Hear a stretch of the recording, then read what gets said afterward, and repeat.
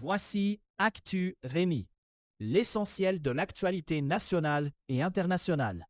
Aujourd'hui, jeudi 16 juillet, les tensions au Moyen-Orient montent d'un cran avec une intensification des frappes et des menaces sur l'énergie. Au pays, la santé et l'environnement dominent l'actualité, sur fond de fumée de feux de forêt et de pression sur les services. Géopolitique. Les États-Unis réimposent un blocus et intensifient une vague de frappes contre l'Iran. Des responsables iraniens affirment que des frappes américaines ont touché une caserne de l'armée iranienne. Le bilan avancé fait état d'au moins 7 militaires tués. Les mêmes autorités font aussi état de plus de 260 blessés à travers le pays. Des explosions ont été entendues dans plusieurs zones en Iran durant la nuit, dans un contexte d'attaque signalé aussi par des États du Golfe. L'Iran menace désormais d'arrêter toutes les exportations d'énergie provenant de la région. Un autre point central de la crise porte sur le combustible nucléaire iranien. Les inspections sur le terrain de l'Agence nucléaire des Nations Unies ont été interrompues par les bombardements de 2025. Aucune réponse vérifiable n'existe sur l'emplacement de 440 kg de combustible nucléaire iranien. Dans le même temps, la guerre s'accompagne d'une bataille de récits, jusqu'à des scénarios de changement de régime évoqués autour de Mahmoud Ahmadinejad. En Ukraine, le limogeage du ministre de la Défense, Mikhailo Fedorov, déclenche une contestation rare en temps de guerre. Des manifestations ont eu lieu le 16 juillet dans plusieurs villes, après sa destitution annoncée la veille. Mikhailo Fedorov n'occupait le poste que depuis 6 mois.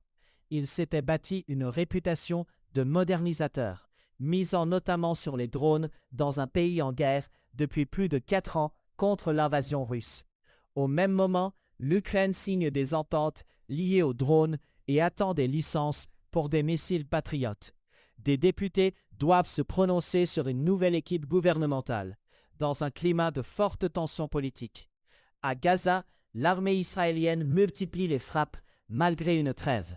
Une analyse israélienne évoque une hausse marquée des opérations visant les participants de l'attaque du 7 octobre et ceux impliqués dans les prises d'otages. Le total revendiqué dépasse 2700 personnes rayées d'une liste de cibles. Des frappes ont tué au moins une douzaine de personnes à Gaza, dont des policiers. L'armée israélienne affirme que certains de ces policiers étaient des militants du Hamas sans fournir de preuves. Au Maroc, un ancien membre des services de renseignement intérieur décrit un recours étendu à un logiciel espion. Ce lanceur d'alerte évoque l'usage de Pegasus à partir de 2017. Des journalistes et des défenseurs des droits humains figurent parmi les personnes visées. Selon ces révélations, des responsables politiques français, ainsi que des ministres et des policiers espagnols sont aussi cités comme cibles potentielles. Pegasus, fabriqué par l'entreprise israélienne NSO Group, permet l'accès au contenu complet d'un téléphone. Les messages, courriels et photos peuvent être consultés, tout comme d'autres données personnelles de l'appareil. Canada.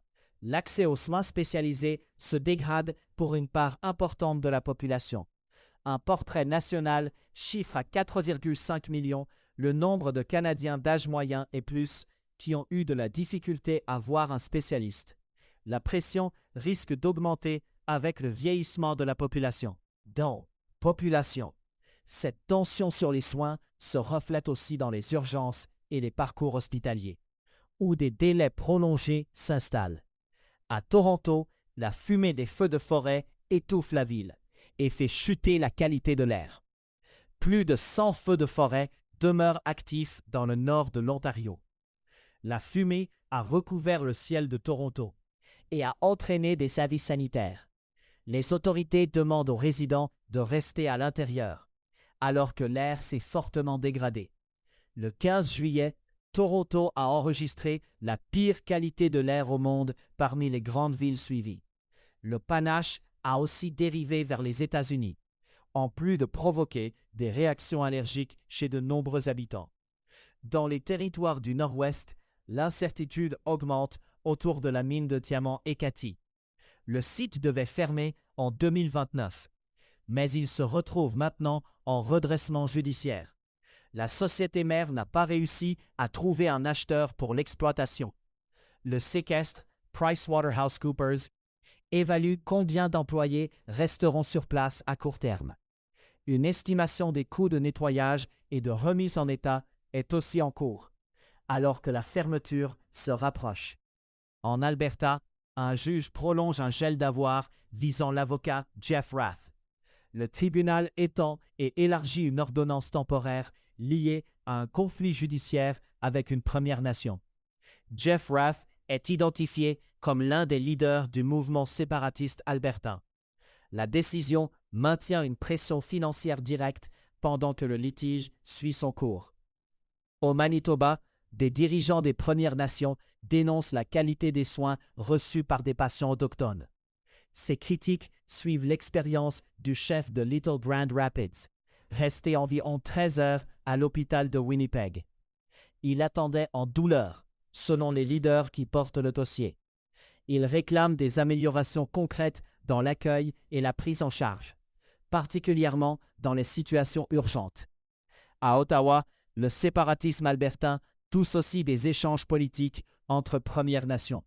Des chefs autochtones de l'Alberta et du Québec ont discuté du projet indépendantiste albertain.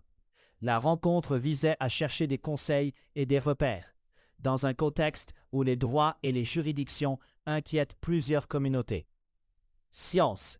Des astronomes observent un trou noir supermassif dans une situation jamais documentée ainsi. L'objet a été surpris en plein processus d'alimentation, décrit comme un repas perpétuel. Ces observations rapprochent les chercheurs de la résolution d'un mystère de longue date sur la façon dont ces géants se nourrissent.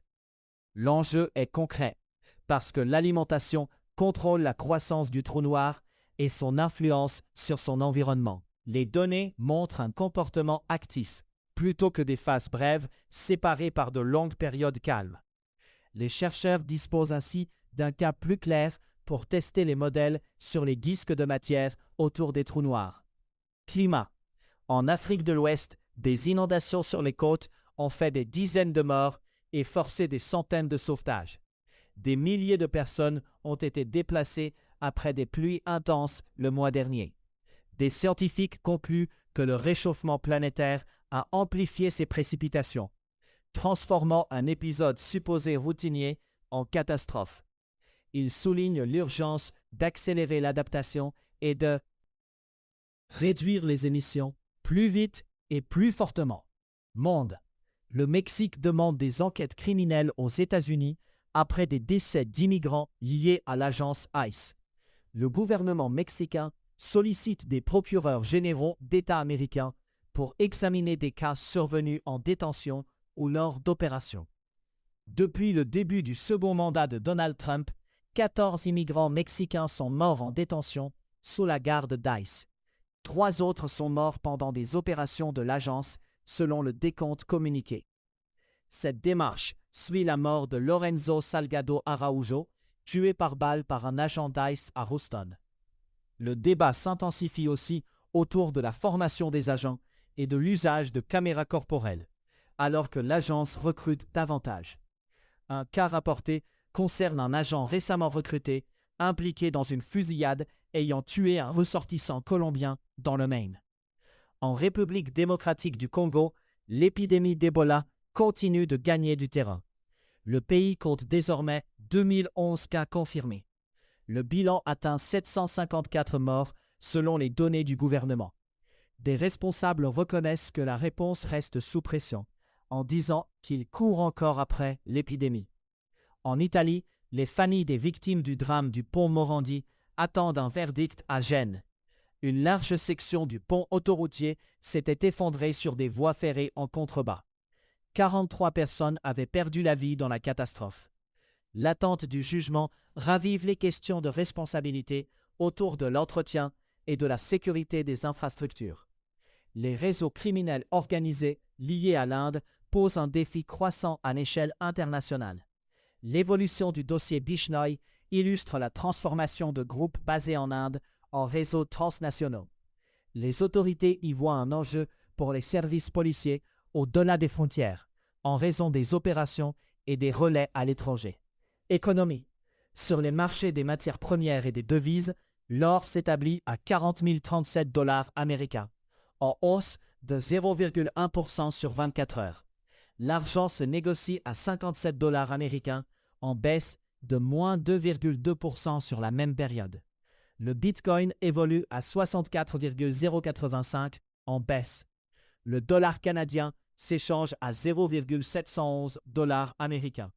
Les États-Unis imposeront des droits de douane de 25% sur certains produits brésiliens dès la semaine prochaine. L'entrée en vigueur est fixée au 22 juillet, le temps d'intégrer la mesure dans les systèmes des douanes. Washington justifie cette décision par une enquête sur des pratiques commerciales jugées déloyales. Le président brésilien Luiz Inácio Lula da Silva condamne publiquement cette décision et la rejette. Le secrétaire d'État américain Marco Rubio attaque aussi les politiques de Lula en les disant mauvaises pour les Américains et pour les Brésiliens. Le Brésil devient la première cible d'une nouvelle série de droits de douane américains annoncés dans ce contexte. Au Canada, une controverse grandit autour du Fonds pour un Canada fort proposé par le gouvernement Carney.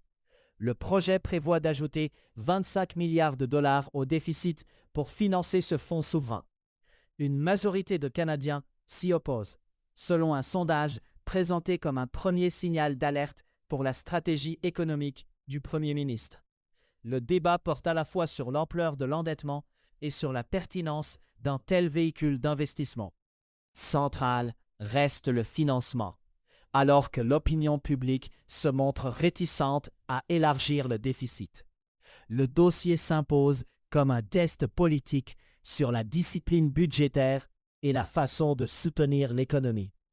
À savoir aujourd'hui, le 16 juillet 1945, les États-Unis ont réalisé le premier essai nucléaire, appelé Trinity, dans le désert du Nouveau-Mexique. Le 16 juillet 1969, la mission Apollo 11 a décollé de Floride, lançant le premier voyage habité vers un alunissage. C'était Actu Rémi.